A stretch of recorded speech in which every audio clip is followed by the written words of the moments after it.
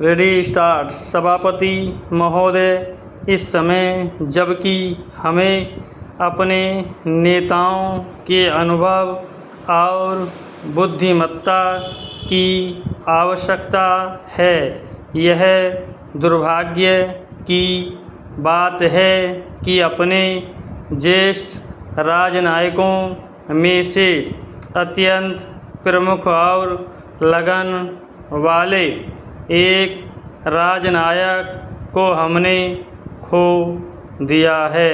बड़े दुख के साथ मैंने यह सुना कि बड़े सवेरे कल श्री अयंगार की मृत्यु हो गई। अपने पूरे जीवन में उन्होंने अनेक उच्च पदों को दुर्लभ योग्यता से सुशोभित किया था। अपने स्वास्थ्य तथा अपने आराम का जिसके कि वह पूरी तरह अधिकारी हो चुके थे, विचार न करके वे अपने जीवन के अंतिम दिनों तक देश और जनता की सेवा में लगे रहे। जब कोई भी कठिन समस्या हमारे सामने आती थी तो सरकार में उनके सहकारी उनकी परिपक्व बुद्धिमत्ता पर निर्भर करते थे।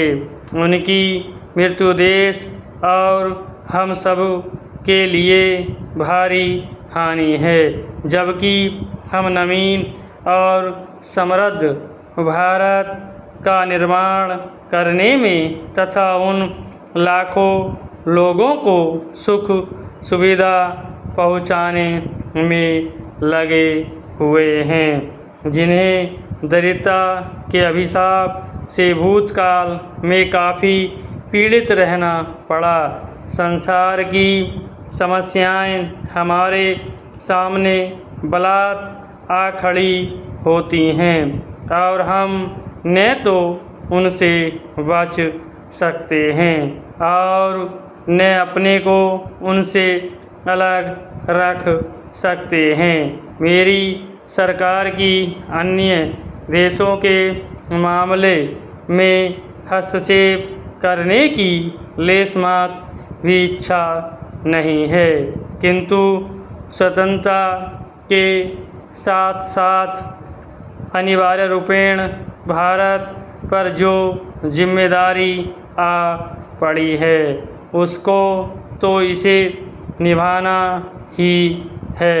जैसा कि सर्वविदित है, हमने संसार के सब देशों के प्रति मैत्री और शांति की नीति बरतने का प्रयास किया है।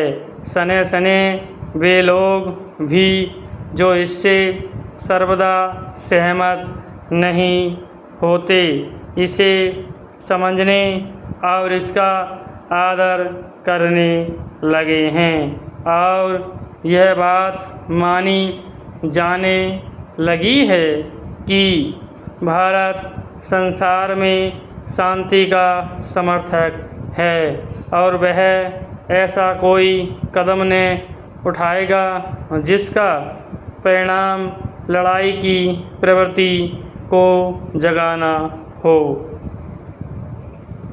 इस नीति के अनुसरणार्थ मेरी सरकार ने कुछ ऐसे प्रस्ताव पेश किए थे जिनसे उसे यह आशा थी कि कोरिया युद्ध के बारे में समझौता हो जाएगा।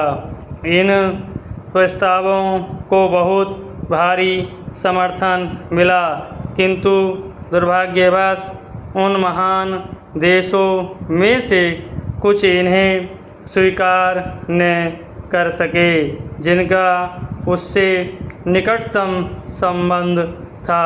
वह युद्ध जारी है और उससे न केवल कोरिया की जनता को ही कठोर यातना सहन करनी पड़ रही है, वरन अब अवशिष्ट संसार के लिए भी वह खतरे का निशान है।